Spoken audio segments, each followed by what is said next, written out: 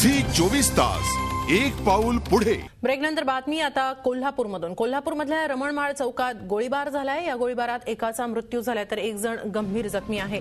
या तरुणांचा उपचारादरम्यान मृत्यू झाला। या तरुणाचा हे दोघे जण नगरसेवक राजाराम गायकवाड यांचे पुतणे आहेत। तरुणांमध्ये झालेल्या वादातून हा गोळीबार झाल्याचं समजतंय।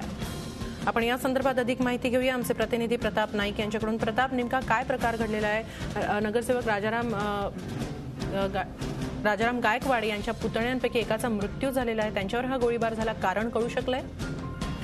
कारण अद्याप स्पष्ट नाही, पण दुपारी 3 वाजता कोल्हापुरातील रमणमाळ जो चौक आहे त्या चौकामध्ये 2 गटामध्ये वादावादी सुरू होती आणि त्या वादाचं परिवर्तन याच्यामध्ये गोळीबारामध्ये झालेलं आहे। त्याच्यामध्ये शशिकांत गायकवाड आणि हेमंत गायकवाड या युवकांवर गोळी झाडण्यात आली।